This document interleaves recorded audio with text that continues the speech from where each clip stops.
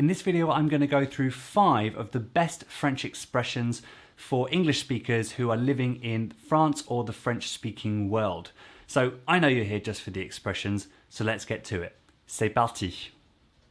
La première expression française that I have on my list for English speakers who are living in the French-speaking world is j'ai hâte, when conjugated with j'ai or avoir hâte in the infinitive. Now I know what you're thinking, this word looks very much like hate, but its meaning couldn't be further from that in French. J'ai hâte actually means I can't wait. I can't wait, and I say this is perfect for English speakers because I know how often I want to say this. It's just obviously so deeply ingrained in our Anglophone culture that we find ourselves wanting to say this in order to say I'm looking forward to something. Well, the closest thing the French have is j'ai hâte. And obviously you can say it with the other subjects as well. Tu as hâte, il a hâte, on a hâte, etc. Alors, there are 3 main ways to use j'ai hâte in everyday French. Now the first is exactly what I've just said, j'ai hâte. If the thing is already known from the context of the conversation, what you're looking forward to, what you can't wait for, you simply just need to say oui, j'ai hâte. Second of all, you can construct it with de, so j'ai hâte de plus the infinitive of a verb, such as j'ai hâte d'être le week-end parce que je vais à la plage. J'ai hâte d'être le week-end parce que je vais à la plage. And thirdly, we get rid of that de from the sentence and we replace it with que, and instead of following that with the infinitive of a verb like we did in the previous sentence, we need another subject. So for example, if I want to say, I can't wait for you to be here with me, you have to say, j'ai hâte que tu sois là avec moi. J'ai hâte que tu sois là avec moi. But it's really simply commonly used just on its own as j'ai hâte. L'expression numéro 2 on my list of French expressions that are perfect for English speakers that are living in France is ça fait. Ça fait, and in particular ça fait followed by a duration of time to talk about how long it's been since something started or how long it's been since an event. And this is particularly mentionable, if you like. It's particularly useful for English speakers because if we talk typically about how long it's been that we've been learning French, when we're learning French, we typically learn stuff word for word translated from English, and we end up with saying something like j'apprends le français depuis 6 mois. We use depuis, which is essentially since. But the French would typically use ça fait to say this. They'd say ça fait 6 mois que j'apprends le français. And as an English speaker, if you want to sound a bit more natural in your French when you're living in France, I would really urge you to switch over from using depuis to ça fait in these circumstances.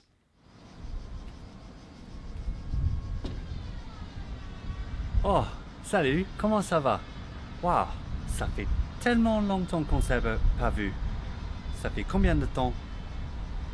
And to go a little bit into the theory, I think that using depuis in the middle of a sentence puts more emphasis on the person doing the action, i.e. I'm learning French or I have been learning French, and ça fait at the beginning puts more emphasis on the duration of time. But it doesn't essentially matter, just start using ça fait. Numéro 3 on my wonderful list of awesome expressions is c'est pas grave. C'est pas grave, and I'm mentioning this because A, it gets you to practice your French R after G, grave, but also because it combines the French equivalent of no worries, it's not the end of the world, no bother, it's not serious, all of these things and probably many more into one very, very, very commonly heard French expression. So if it's commonly heard, you should be using it as much as possible, of course, when the context allows for it. C'est pas grave. Vous n'avez pas eu le temps de regarder la vidéo quand elle est sortie? C'est pas grave, vous pouvez regarder à tout moment. And grave looks a bit like grave, which is actually not a false friend. Grave means serious in English, right? And here we're essentially saying it's not serious.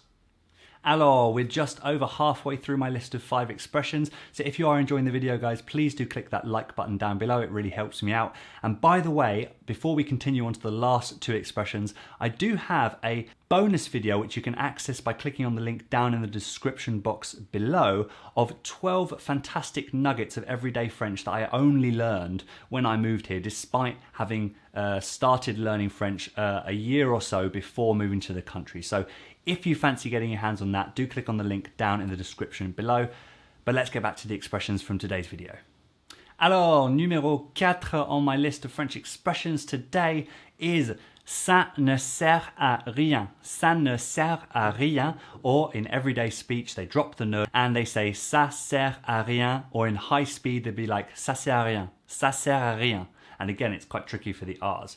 But this uses the verb servir, servir, which doesn't just mean to serve food or to serve in tennis. It means, is it useful? Does something serve a purpose? That's the closest thing we can think of in English. Does it serve a purpose? And this is often just used as a whole expression to say it's useless, it's pointless, it does nothing to help us out, right? Ça sert à rien, ça sert à rien. And as you can imagine, it's used a lot of the time during periods of frustration. Ça sert à rien.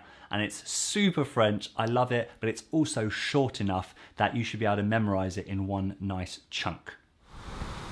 Quoi? Qu'est-ce que tu dis? Tu dis que porter un masque ne sert à rien? Ah non, mais tu as tort. Ça nous protège et ça protège les autres.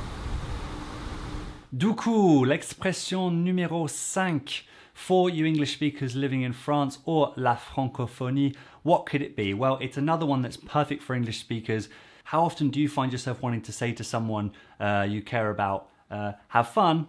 Well, the thing we find most commonly is amuse-toi, amuse-toi, right? But when you move to France, you realize they don't really use this as much, or it has a more specific context in which it's used. So my expression numéro 5 is profite bien, or if you're saying it to several people, you say profitez bien. And this is the closest you can get to have fun. Enjoy yourself, have fun.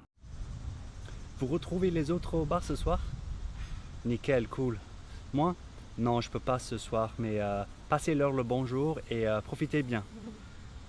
Ça y est, la conclusion de ma liste de 5 expressions incontournables pour vous, les anglophones qui vivent en France. I hope you enjoyed this list. Please do let me know your favorite expressions in French down below in les commentaires. J'ai hâte de les lire. Don't forget, tout le monde, if you want access to that bonus video where I go through 12 nuggets of everyday French that I absolutely love, do click on the link down in the description below.